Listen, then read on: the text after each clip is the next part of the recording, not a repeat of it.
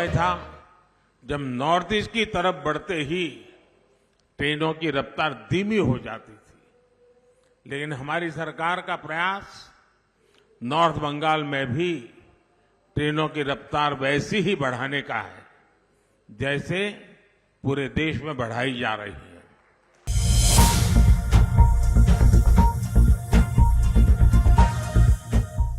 BJP देश की सबसे अमीर पार्टी है। एसोसिएशन फॉर डेमोक्रेटिक रिफॉर्म्स यानी एडीआर के मुताबिक देश की 6 नेशनल पार्टियों ने वित्त वर्ष 2022-23 में अपनी कुल आय लगभग 3077 करोड़ रुपए घोषित की है।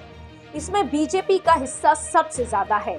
बीजेपी के पास लगभग 2361 करोड़ रुपए है। रिपोर्ट के मुताबिक भाजपा की आय 6 राष्ट्रीय दलों की कुल आय का 76.73% है। वहीं कांग्रेस 452.375 करोड़ रुपए की आय के साथ दूसरी सबसे बड़ी पार्टी है।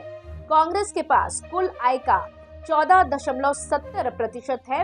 एडीआर के मुताबिक भाजपा की आय वित्त वर्ष 2021-22 के दौरान 1917.12 करोड़ रुपए से 23.15% या 443.724 करोड़ रुपए बढ़कर वित्त वर्ष 2022-23 के दौरान 2360.844 करोड़ रुपए हो गए। वहीं एनपीपी यानी नेशनल पीपल्स पार्टी की आय वित्त वर्ष 2021-22 के दौरान 47.20 लाख करोड़ रुपए से 1502.12% 7.09 करोड़ रुपए बढ़कर वित्त वर्ष 2022-23 के दौरान 7.5 करोड़ रुपए हो गई।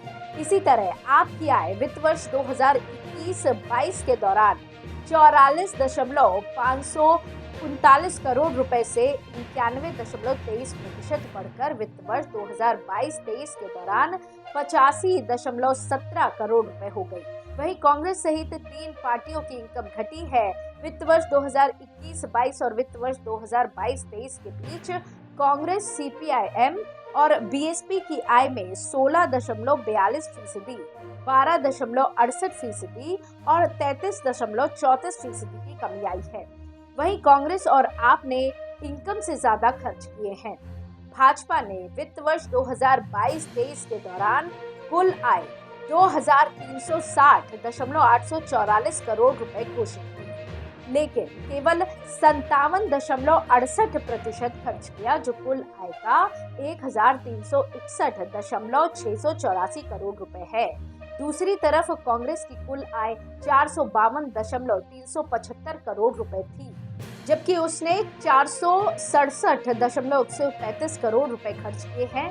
उस वर्ष उसका कुल खर्च आय से 3.26% अधिक था।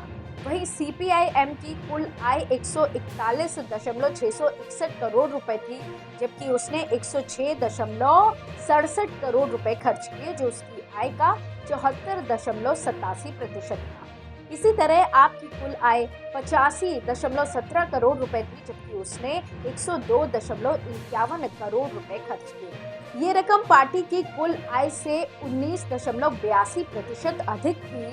इससे पहले एक जानकारी और आपको बता दें कि लोकसभा चुनाव से कुछ महीने पहले सुप्रीम कोर्ट ने 6 साल पुरानी इलेक्टोरल बॉन्ड स्कीम पर तत्काल प्रभाव से रोक लगा दी है।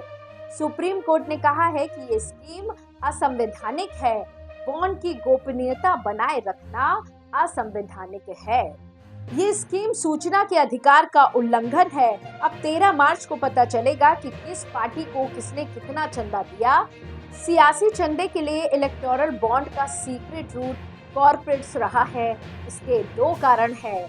पहला, बॉन्ड में दानदाता की पहचान गुप्त रहती है। दूसरा, चंदे की रकम की कोई सीमा नहीं है। 2018 में इलेक्टोरल बॉन्ड आने के बाद से राजनीतिक पार्टियों को चंदे की लगभग 77% रकम इसी से मिल रही है। चेक और डोनेशन के बाकी खुले रास्तों से चंदा लगातार कम हो रहा है। इसी तरह की और खबरों के लिए जुड़े रहिए एयर न्यूज के साथ। धन्यवाद।